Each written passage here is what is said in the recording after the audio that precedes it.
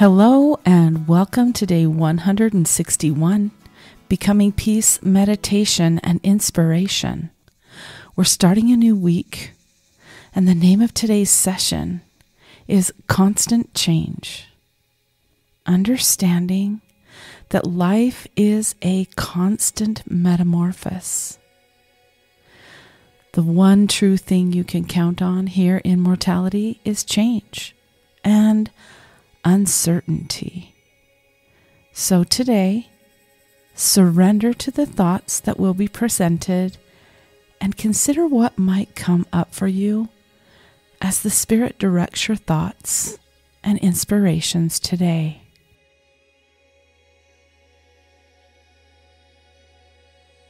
Here are some quick tips and did you knows about eagles. Did you know that by the age of 40, the eagle's claws become too long and supple, and it can't grab its prey with it? Its beak becomes too long and curved, preventing it from eating.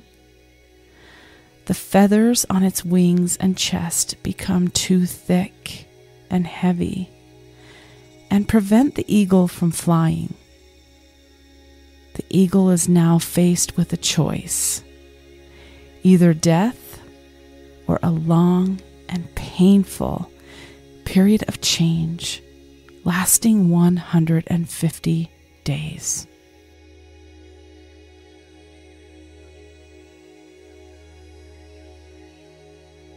It flies to its nest on the top of the mountain and beats its beak against the rock for a very long time, until the beak breaks and comes off.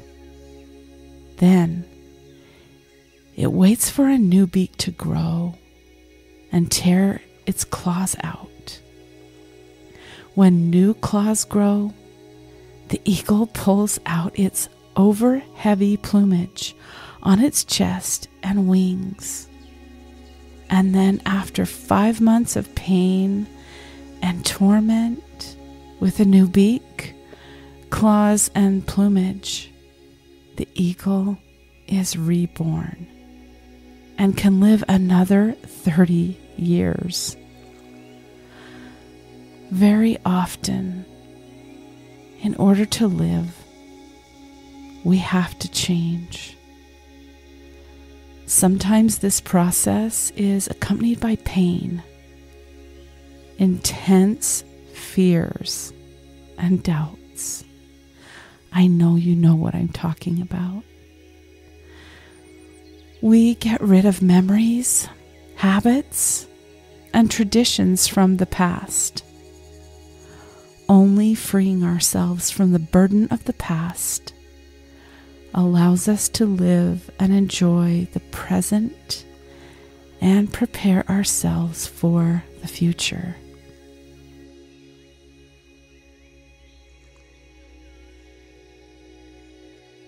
No matter what stage of life you're at, I wish you courage and strength to constantly change.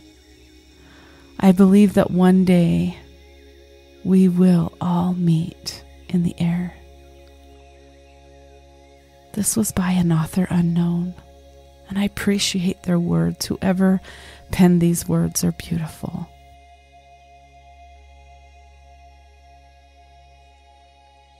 We can learn so much by what nature teaches us every day. The eagle must shift and be willing to alter what is comfortable in order to survive. The fruit trees must be pruned back and cut away in order to produce the best fruit. The seed has to be willing to break open to produce the corn.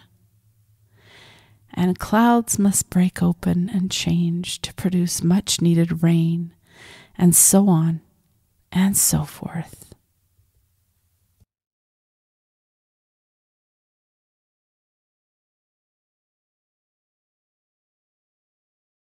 Have you ever reached a plateau in your life? What challenges and controversy have you had to overcome to move forward?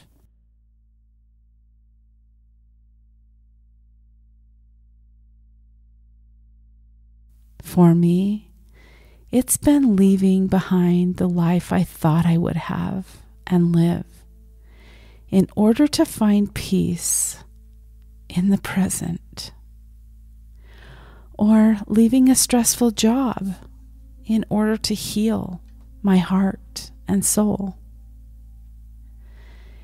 It's rethinking what a relationship might be, or setting boundaries for myself in order for me not to get run over.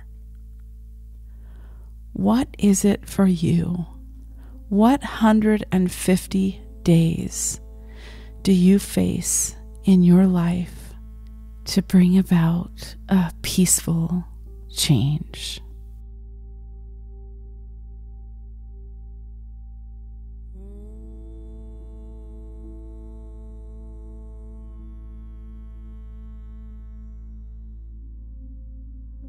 When have you faced the death of a part of your soul in order to reframe and regroup, to choose life and live?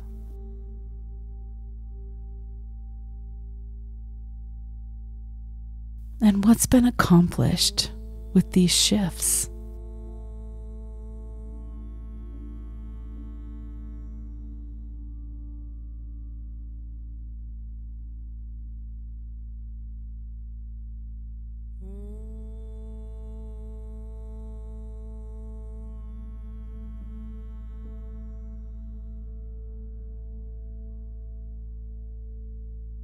I'd love to hold some space for you as you ponder over these questions and thoughts and how they might relate to your present and future growth. What needs to be cut out, broken down, thrown away, walked away from, or plucked out in order for you to move to your best life?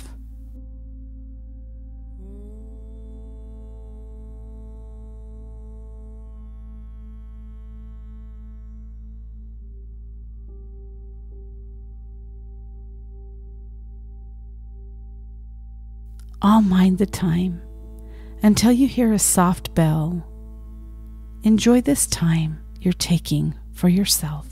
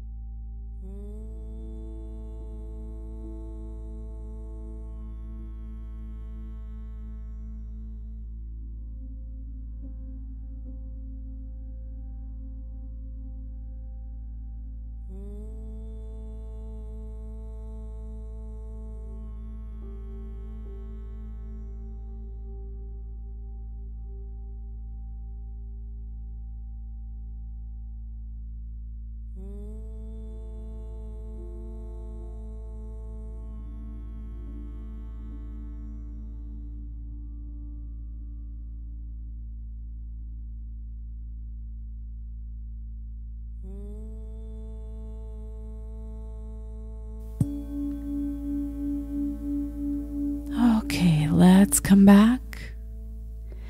Take a few deep cleansing breaths while you're wiggling your extremities and preparing to gently open your eyes when you're ready.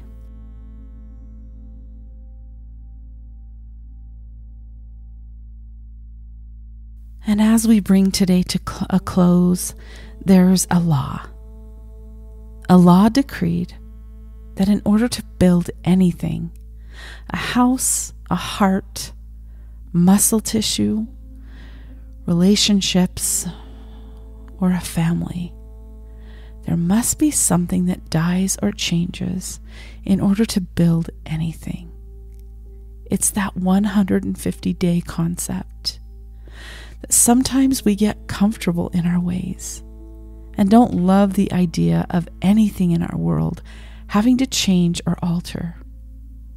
But if nothing ever changed, if even good things didn't come to an end, we'd never be able to write or read the next chapter.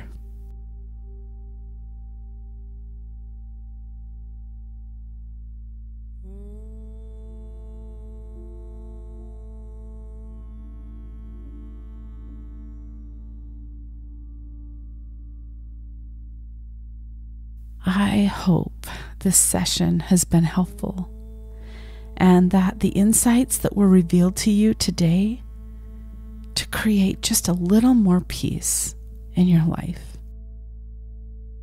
Please share this session with someone you love. And don't forget to take in some light and goodness as you move throughout your day today. I hope to see you tomorrow. I'll be here, and I hope you will too. Bye for now.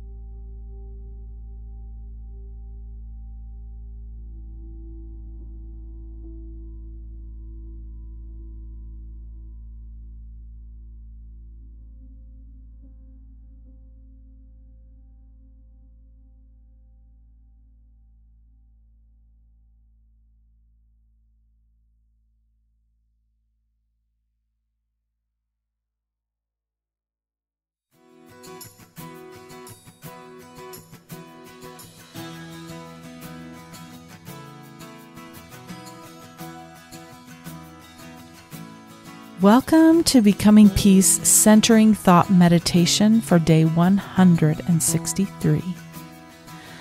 The name of today's session is Let Go or Be Dragged. Simple and to the point. We're going to work on dropping whatever you can't change or control today. So stay tuned.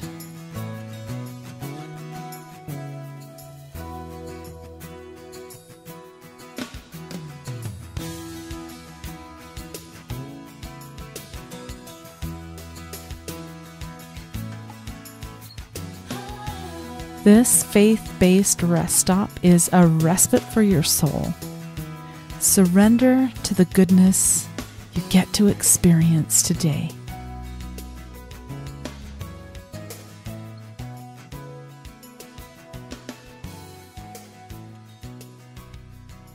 I'd like for you to take a long, hard look at this photo I found recently from an ancient Zen proverb.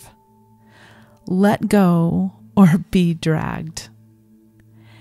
Everything about this picture spells hurt. I remember my first impression of it. It was a little harsh to me. I thought, gosh, maybe a softer approach is to allow things to pass instead of letting go. But you know, the more I see this picture and ponder over it, sometimes life demands to let go and let go now. Otherwise, you'll do some serious harm by allowing yourself to hold on. Life's circumstances are sometimes just that much of an emergency. And everything about this photo, its energy, the color schemes, the way the photo is positioned, the person holding on, spells disaster if this person decides to hold on for very much longer.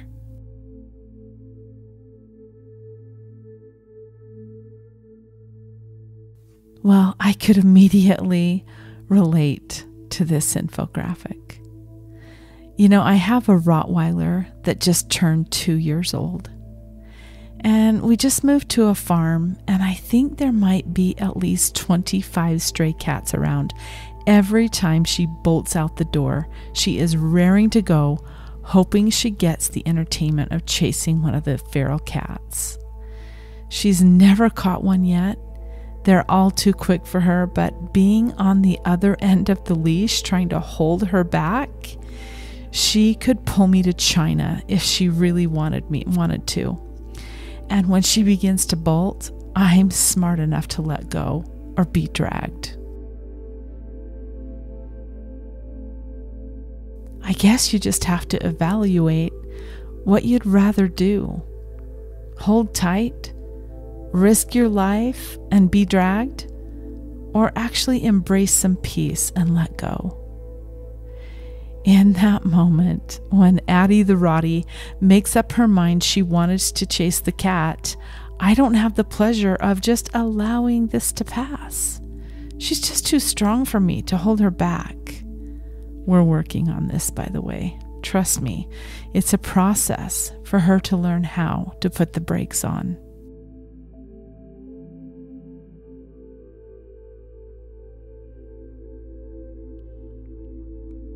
So I'd like you to consider where this shows up in your life. Are you being dragged by holding on? And holding on to what? What's it costing you? Maybe some emotional stitches, some cuts and scrapes? Or have you already been crashed and dragged into a horse panel by now? And why are you clenching so tight? What would happen if you dropped the rope, let go, and then what?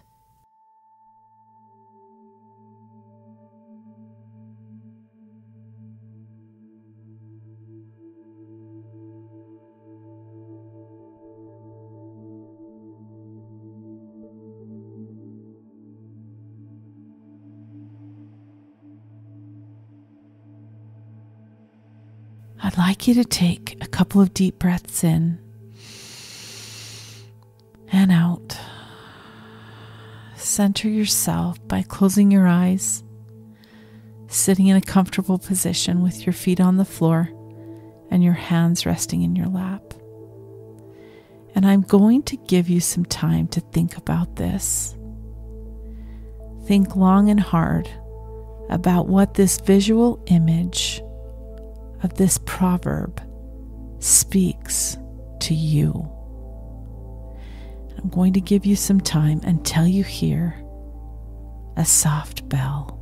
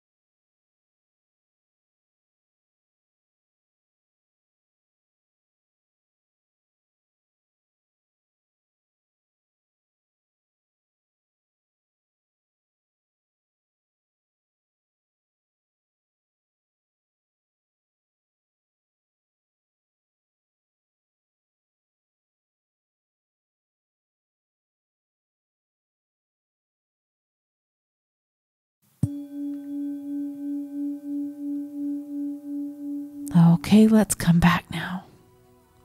Big breath in, cleansing breath, and exhale. Good. How was that? Did you find any answers luring in your rigidity? I'm hoping some soft, supple answers came to you and allow you to become more pliable in your thoughts, your heart, and your mind. Your body needs this respite of letting go of things that could potentially drag the life out of you. Know that you are loved, and I am here every day offering you this space to work out the details.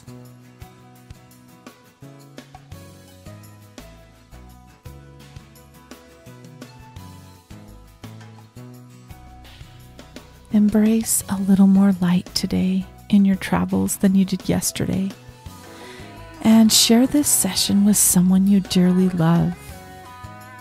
Remember, don't be dragged just because you think it's not going to hurt very much.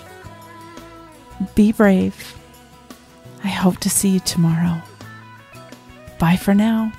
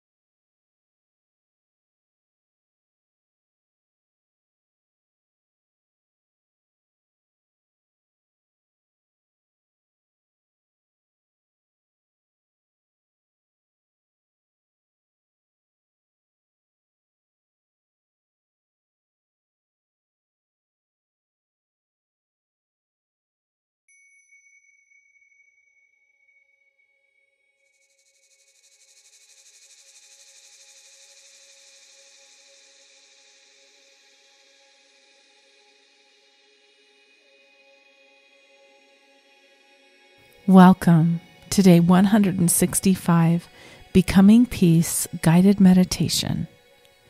The name of today's session is Waiting. Waiting, waiting, and more waiting. What do you do when you have to wait? We're so programmed in today's world to want express service, and we get impatient when we have to wait in a line or at a doctor's office, or wait for the light to turn green at an intersection. Today, we're going to learn what to do gracefully, keeping your cool, and even doing it peacefully. So stay tuned.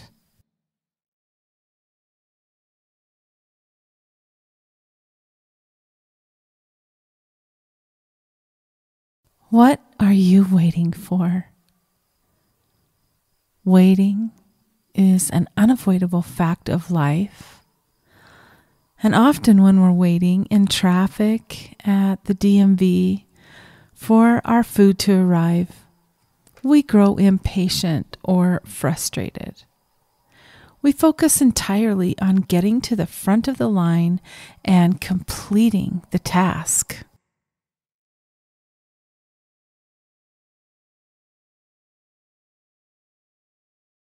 In these moments, when you have nothing to do but wait, you have a perfect opportunity to practice and encourage mindfulness.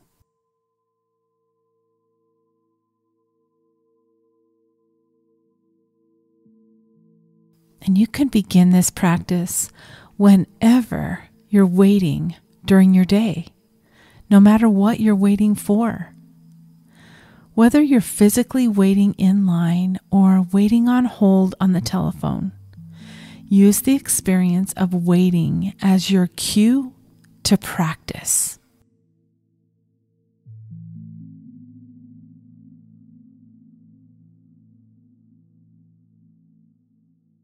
Start by paying attention to what it is you're waiting for. You're likely waiting for something specific.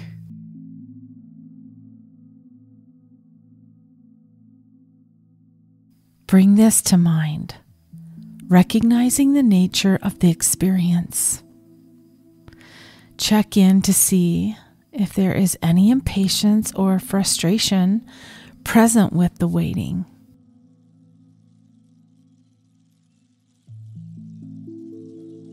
Watch for the energy in the body that results in fidgeting or the urge to take your cell phone out of your pocket. If you feel the energy of impatience, soften into it and allow it to just be present.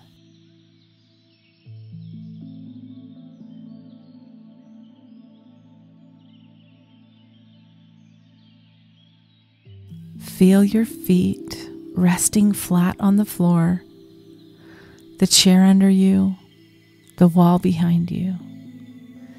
Gently scan your body from the ground up, bringing awareness to each part of the body for one breath.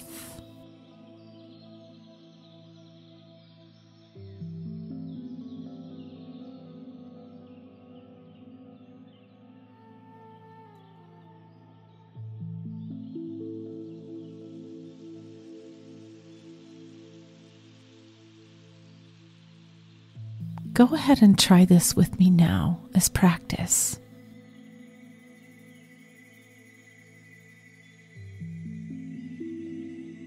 Use your body to scan to stay present, noticing any difficulties that arise.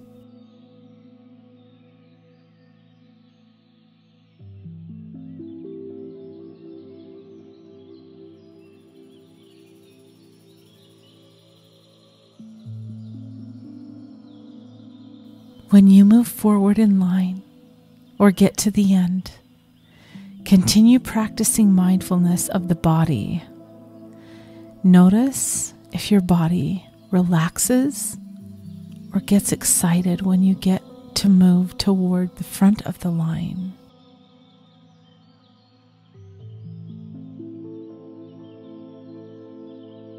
See how your body feels when you finish the task and have the waiting behind you.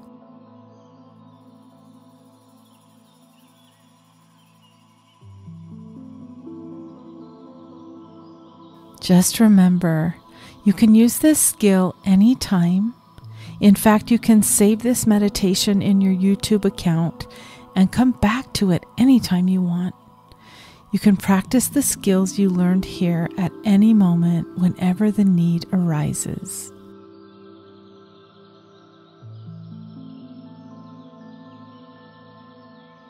I hope you enjoyed gaining just a little bit more experience and skill set in applying mindfulness while waiting.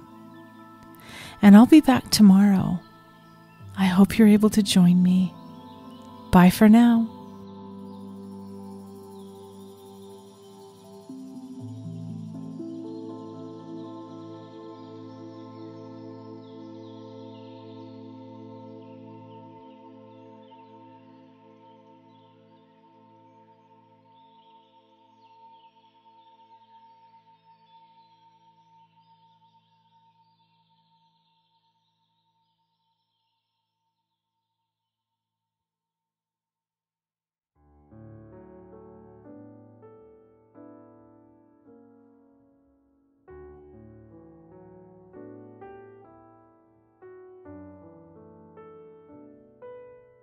Hello, and welcome to day 166, Becoming Peace, Meditation and Inspiration. The name of today's session is Dealing with Narcissism and All Its Thorny Prickles. Today, we're uncovering a tough subject.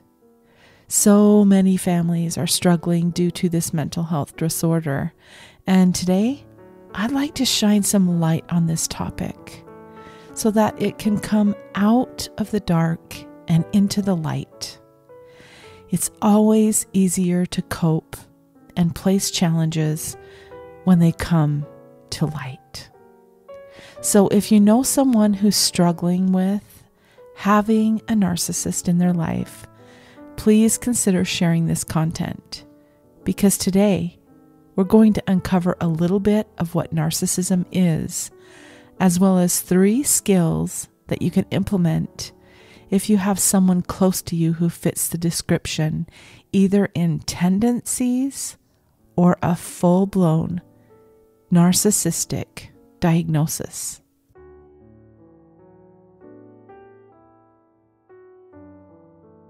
For approximately 11 years, I practiced as a mental health therapist. I'm no stranger to narcissism, narcissistic tendencies, and people with full-blown diagnosis of narcissism. So I'd like to offer you some peace today as we move forward.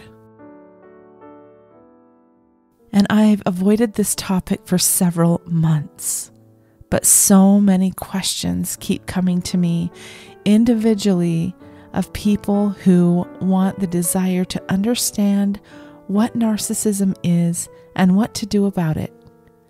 So many hearts are pierced with deep wounds because someone in their life is dishing out narcissistic behaviors. Well, looking through the eyes of a famous actor who I really adore and love, Chuck Norris, he describes in a nutshell what narcissism is, and I couldn't do any better than what he's described here. So I'd like to share it with you right now.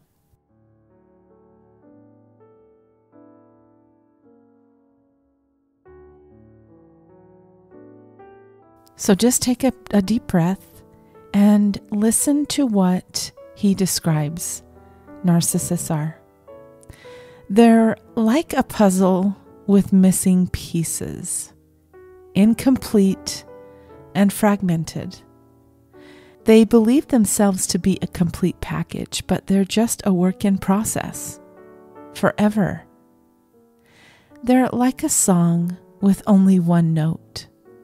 repetitive and boring. They think they're the stars of the show, but they're just a one-hit wonder. And that hit is their own ego. They're like a book with no ending, a never-ending story of self-absorption.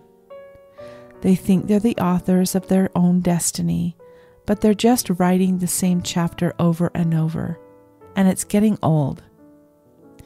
They're like a mirror that only reflects their own image, blind to the truth. They think they're the only ones who matter, but they're just a reflection of their own insecurities.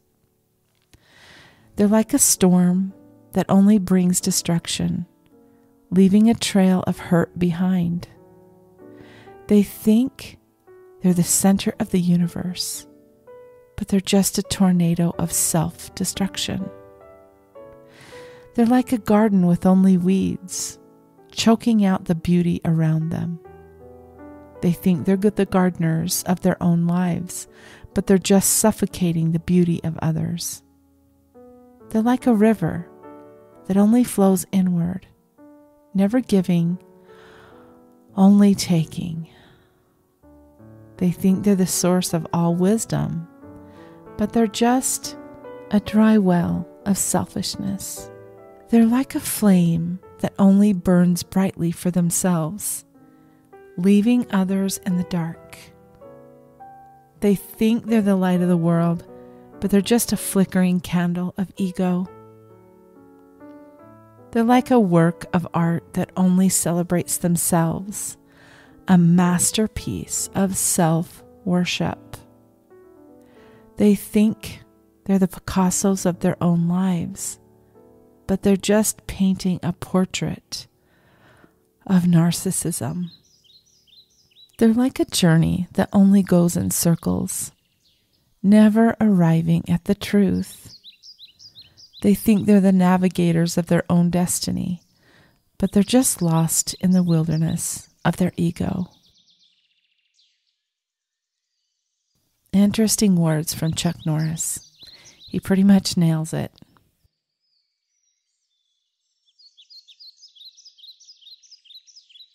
I couldn't really have written anything more true to form or accurate when describing what it's like dealing with a narcissist, especially in your family. Remember, you can choose your friends, but not your family. Well, in this time together that we have this morning, if you allow yourself to receive this information, you can learn at least one tool to assist in making your life more peaceful.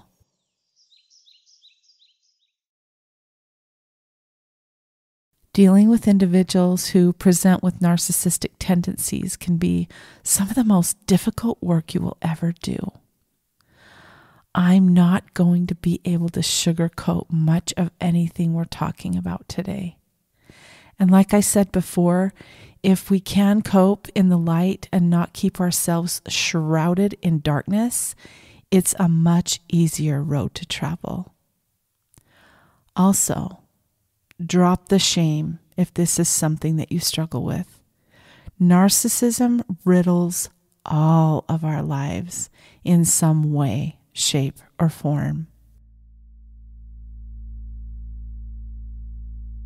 So before we dive into talking about skills that might be helpful for you, I'd like to remind you of one thought. Narcissism is usually the product of some severe trauma in a person's earlier experience in life. So as you are viewing a person who is exhibiting narcissistic tendencies or has a full-blown diagnosis, it's very important for you to remember they are wounded. They are souls who've been in a battle and are wounded. I'm not suggesting that you hop into a space of wanting to save or throw out excuses for someone with narcissism, but I am suggesting that as we approach what we're doing today, we do it with loving kindness and wanting to understand what has happened. The trauma the person has experienced or the detrimental experience this person has come through is usually the cause. It doesn't release them from the responsibility they have to act decently and treat others with human kindness. But it is rooted in trauma, and it's important for you to understand that concept as we move forward.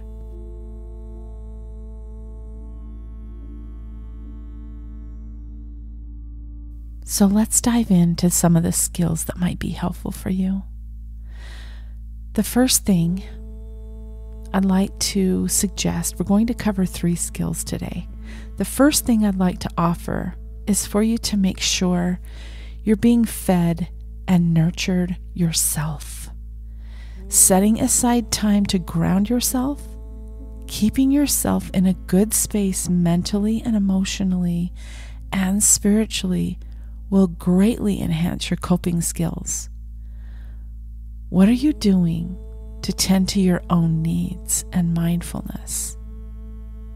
What practices have you put into place while setting aside time to commune with God every day?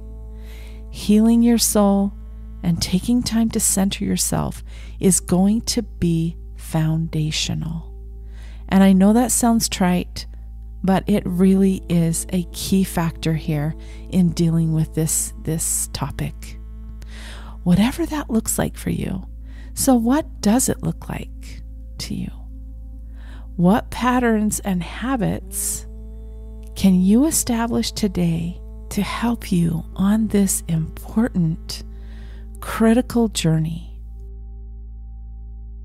This is where you might want to get your journal out and write whatever comes to you as we progress on this journey together today.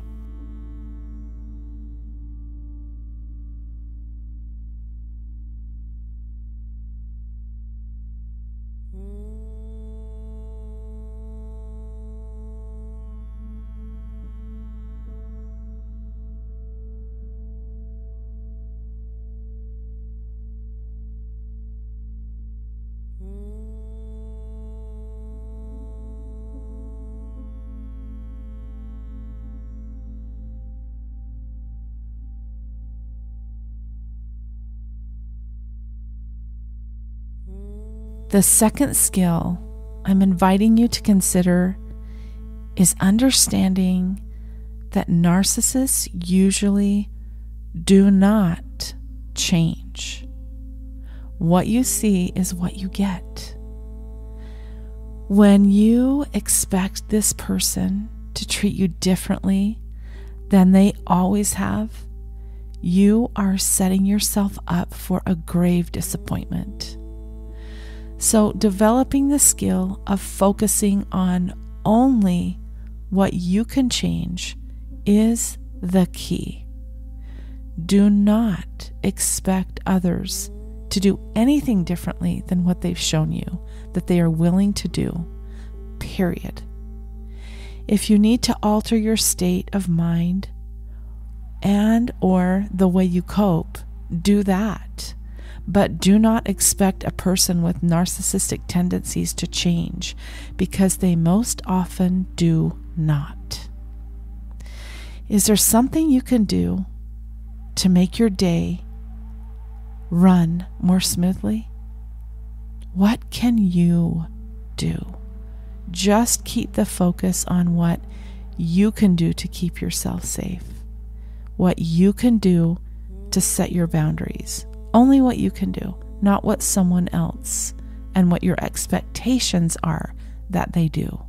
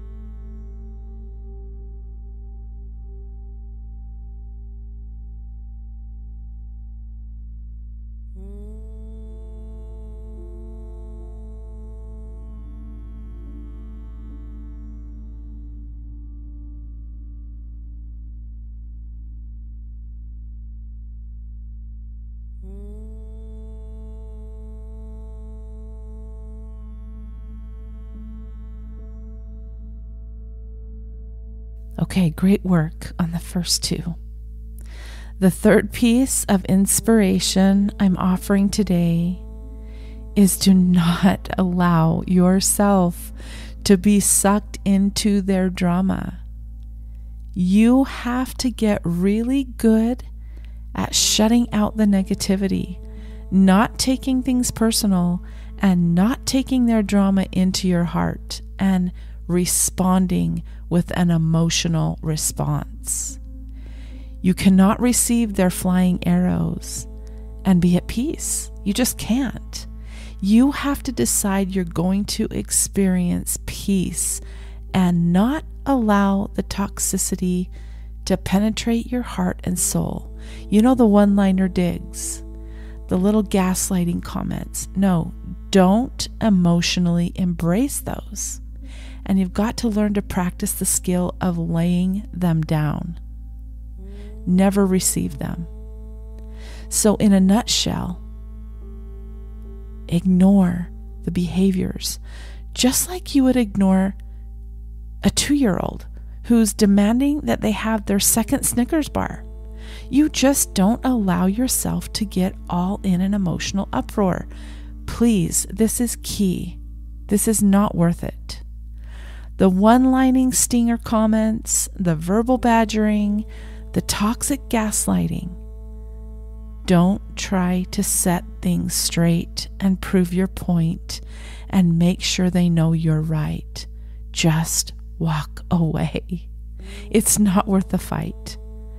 And get as far away from the comments, the badgering, the behavior as possible without emotionally reacting and responding to their gaslighting, to their hurtful words.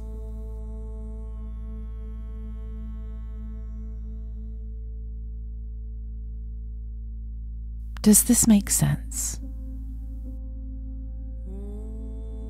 You would never try to argue with the stinging, flying words of a 3-year-old telling you how much they hate you.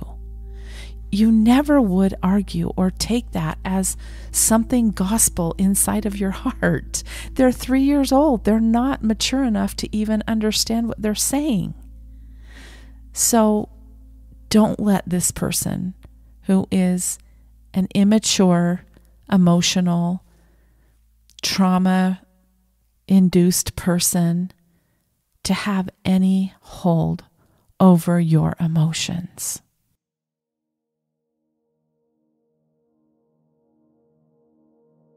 So for a few moments, I'd like to take you to a place where we can practice together. So take in 3 deep cleansing breaths as I continue talking.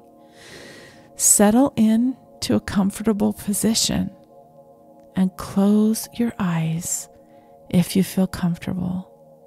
Sit with your feet on the floor, your back supported, and your head free. And I'd like to invite you to think of any circumstances or circumstance that you've had in the past 3 months or the last few weeks where someone has sent you a fiery, flying arrow in the way of a hurtful comment, a hurtful act, or an emotionally charged situation. Do you have that example in your mind?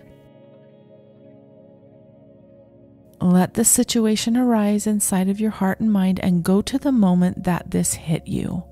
I know it's uncomfortable and hurtful. We're just going to be here for a second. Now that you've resurfaced that challenge, let's do some work here for about 5 minutes. You're going to visualize the hurt inside of a box that is right in front of you. It's just a box. So you're going to open the box, you see it sitting in front of you, and you turn and pick up in your hands all the hurtful comments or situations that have arisen, and you're going to grab those emotions and you're going to place them literally inside of the box that's placed in front of you. Place them there with all the feelings, the emotions, and the hurt that come with it. And you're going to literally rid yourself of these feelings by setting this toxicity inside the box. Now, you're going to close the lid on the box.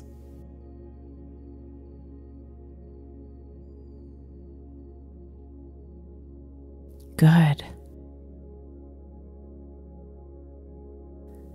Now, as you notice the boxes in front of you, filled with this situation, this disappointment, the emotions, and all the negativity, it feels so great to be free of the hurts because you've safely placed these hurts inside the box. You're now observing the box without being affected by the contents of the box. Good. Stay with me. You're doing a great job today.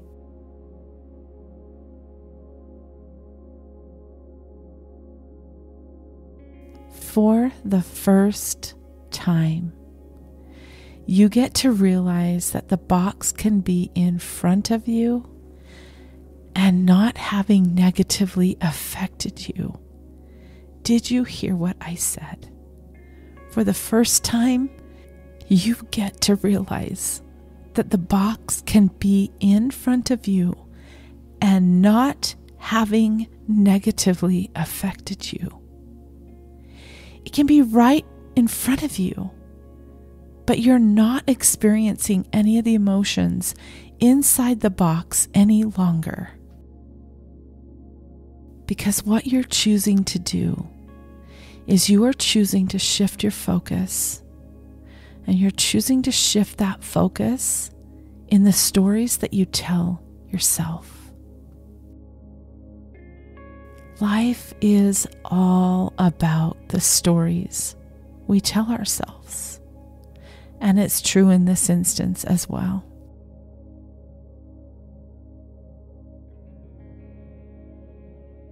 So an example of this is a super simple one for me. This morning, I set up fly traps and placed them inside my horse's stalls. I was so happy to finally see these pesky flies, which would pester me and my horses, and they were magically being guided and led right into the fly traps instead of bothering me and my horses. Instead of me being emotionally distraught over the flies in my horse's pens, I got to stand back and watch them all filter into the trap and away from me, not being affected by them any longer. I got to observe, but they were no longer affecting me and the horses negatively. This is maybe a simple example and maybe even a silly one, but nonetheless, those flies inside the fly trap were no longer getting to me anymore. They didn't matter any longer, and I could walk away not being affected by them.